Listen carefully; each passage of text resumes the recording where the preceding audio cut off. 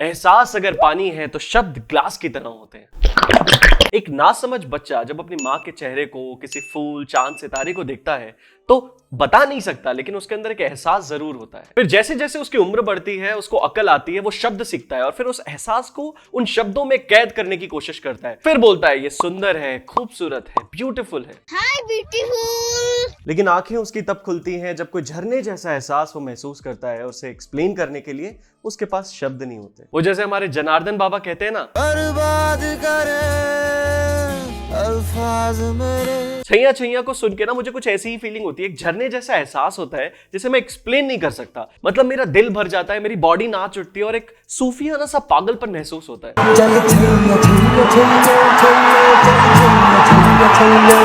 लेकिन कितने दुख की बात है, 26 साल हो गए इस गाने को आए हुए, आज भी अगर आप गूगल पर जाके इसकी मीनिंग ढूंढने जाओगे ना तो उसके नाम पर आपको सिर्फ मिलेंगी तारीख पर तारीख, तारीख पर तारीख। तारीख नहीं, लेकिन सिर्फ वर्ड टू वर्ड ट्रांसलेशंस ही मिलती हैं, वो भी गलत। सो होल्ड द ग्लास मेरे दीवानों, क्योंकि आज तुम्हारे नए चक्षु खुलने वाले हैं। In the decode today the song is called Chaya Chaya. Chaya Chaya. Chaya Chaya. Chaiyya Chaiyya Chaya Chaya. Chaya Chaya defines me.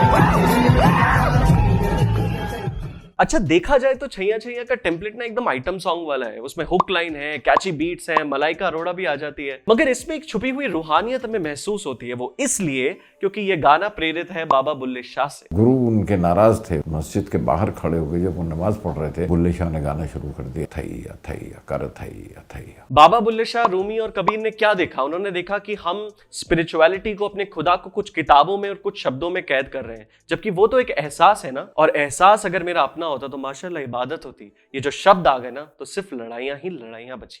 क्या बात है। इस सब से हटकर उन्होंने क्या कहा कि घूंघट के पट खोल तो है पिया मिलेंगे, तू अपने अंदर तो देख, वो इश्क तेरे अंदर ही है और जैसे ही तू उसे देखेगा वो तुझे नचाएगा करके थैया थैया थैया। आजा सजना नहीं ते मैं मर गईया करके थैया रूह तो थैया थैया की ही थी, लेकिन गुलजार साहब ने उसे कपड़े पहनाए छैया छैया के। तो मैंने उसे छैया किया और मुझे उसकी साउंड ज्यादा अच्छी लगी, थैया से ज्यादा अच्छी लगी। ये अकल ना सब समझना चाहती है, तो अकल ने दिल से पूछा, भाई ये इश्क है क्या? इश्क वो बला है। भाई देख, मैं तो अकल हूं, मुझे तो देखकर, सुनकर, छूकर ही चीजें समझ आती हैं। ऐसे तो मैंने खुदा को भी नहीं देखा है, लेकिन ये जो इश्क का एहसास है ये इतना स्ट्रांग है तेरी बॉडी के अंदर कि मुझे बता दे यार ये इश्क है क्या, यार ये एहसास है क्या। और इस तरह ऊटी के ट्रेन ट्रैक्स पर स्टार्ट होता है दिल और दिमाग का छैया छैया। जिनके सर हो इश्क की छाँव,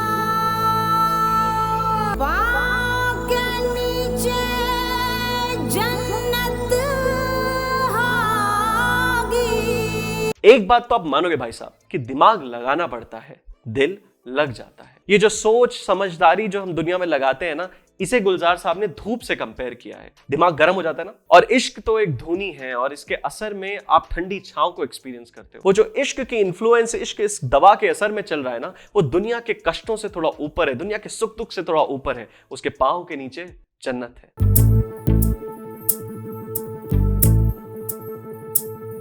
चल छैया छैया छैया छैया चल छैया छैया छैया छैया छैया छैया छैया छैया चल छैया छैया छैया छैया। छैया से मकसद छाँव का था। इश्क के इस इंटेंस एहसास को समझने की कोशिश करती है अकल और पूछती है दिल से कि ये इश्क है क्या आखिर। वो यार है जो खुशबू की तरह। ये इश्क खुशबू जैसा है, इसका कोई रंग नहीं है, इसका कोई रूप नहीं है, मगर देख नहीं सकते तो क्या, जो भी उसे महकता है उस पर उसका असर सालों साल तक रहता है। वक्त के साथ इंसान सब भूल जाता है, लेकिन जैसे ही वो खुशबू दोबारा आती है सब कुछ याद आ जाता है।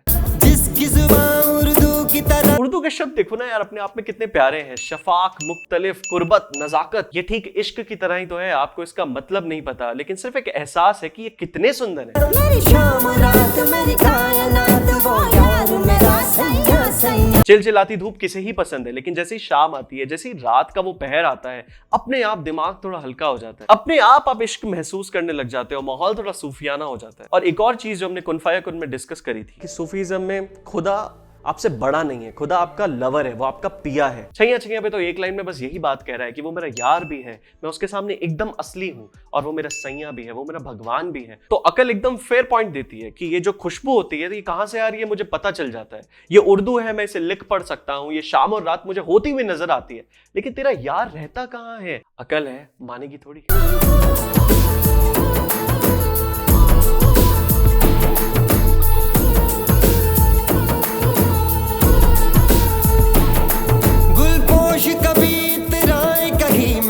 तो नजर आ जाए कहीं। गुल मतलब फूल, पोश मतलब कपड़े। तो अकल कह रही है कि अगर खुशबू कहीं से आ रही है तो क्या पता गुल के पोश पहनकर वो यार तेरा किसी बाग में इतरा रहा हो, अगर वहां जाएंगे और वो महकेगा तो नजर आ जाएगा।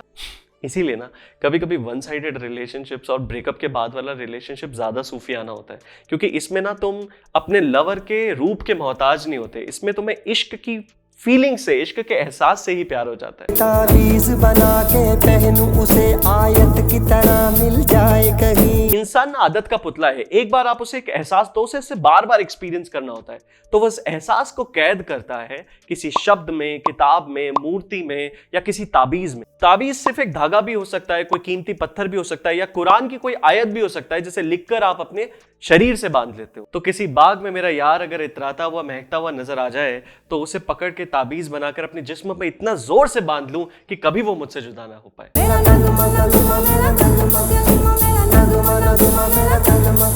नगमा मतलब गीत और कलमा मतलब कहावत, मतलब शब्दों में भी ऐसे शब्द जो इतने सुंदर हैं कि बार बार दोहराए जाते हैं।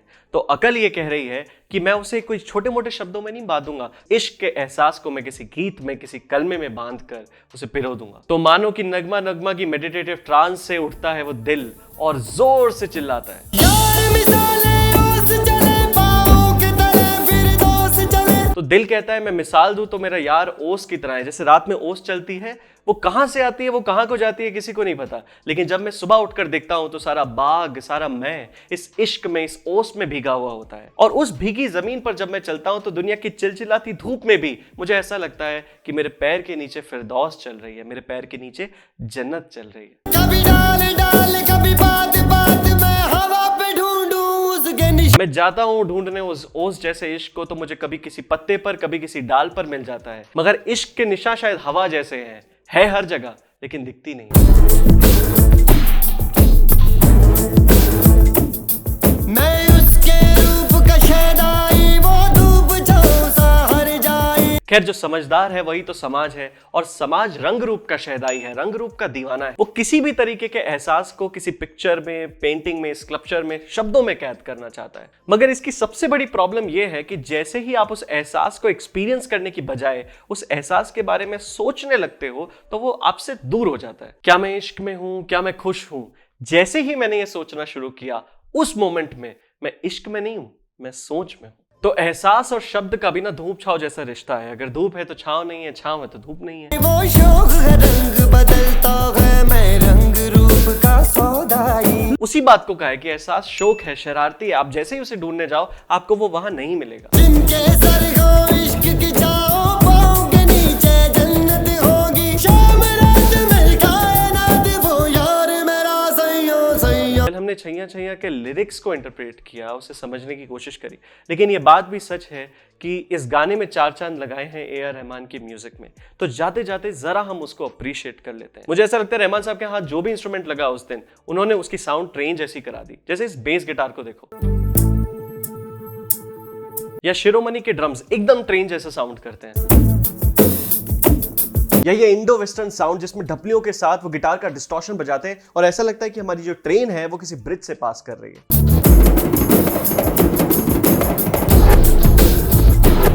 और सबसे फेवरेट है मेरा ये, जो मैंने फिजिक्स में डॉपलर इफेक्ट पढ़ा था कि हॉर्न बजाती हुई ट्रेन आ रही है और जैसे जैसे वो जाती है उसकी फ्रीक्वेंसी भी चेंज हो रही है।